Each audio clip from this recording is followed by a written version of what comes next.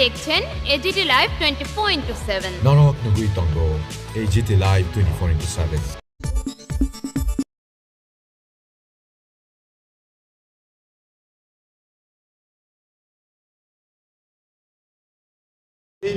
আমাদের মাননীয় প্রদেশ সভাপতি, আমাদের যশস্বী প্রধানমন্ত্রী নরেন্দ্র মোদীজি, আমাদের সর্বভারতীয় সভাপতি নিতেন নবীনজি, আমাদের অমিত শাহজি সহ সবাই ভারতবর্ষের উন্নয়নের জন্য কাজ করছেন। ভারতবর্ষের 140 কোটি মানুষকে কীভাবে উন্নত করা যায়, কারণ আমরা একটা নীতিতে বিশ্বাসী, বসুদেব কুটুম্বকম, সমগ্র বিশ্বের মানুষ আমাদের পরমাত্মীয় বলে আমরা ভাবি। এর জন্যই আমরা ভারতীয় জনতা পার্টি আজকে বিশ্বের সর্ববৃহৎ দলে আমরা পরিণত হয়েছি।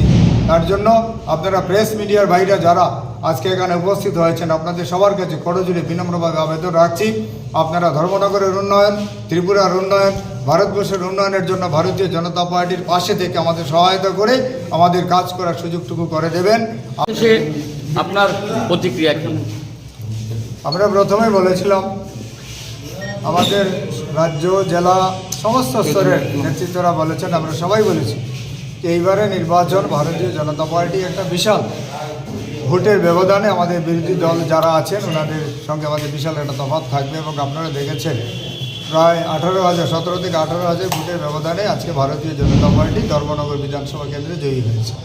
আমাদের প্রাপ্ত ভোট 18,251।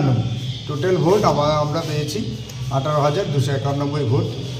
এটা আবারও প্রমাণিত হয়েছে যে ধর্মনগরের মানুষ ভারতীয় জনতা পার্টিকে পছন্দ করেন। ভারতীয় জনতা পার্টির যে উন্নয়ন, ডেভেলপমেন্ট, সেই ডেভেলপমেন্টকে পছন্দ করেন। ভারতীয় জনতা পার্টি যেভাবে একটা ডিসিপ্লিনড ওয়েতে চলে, দলের মধ্যে যেমন ডিসিপ্লিন রয়েছে এবং ভারতীয় জনতা পার্টি শাসিত প্রত্যেকটা রাজ্যে সুশাসন রয়েছে, ডিসিপ্লিন রয়েছে।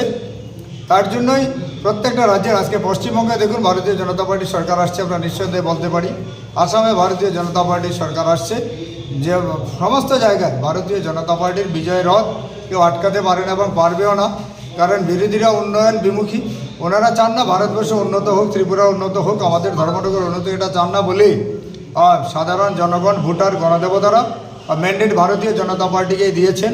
এবং আমরা কথা দিচ্ছি, আমরা সাধারণ মানুষের হয়ে কাজ করব। সাধারণ মানুষের সম্মান রক্ষা করা, ইজ্জত রক্ষা করা, সাধারণ মানুষকে সুশাসন প্রদান করা হচ্ছে আমাদের লক্ষ্য এবং কর্তব্য এবং দায়িত্ব। সেই আমাদের পরিবেশিত এই সংবাদটি দেখার জন্য ধন্যবাদ।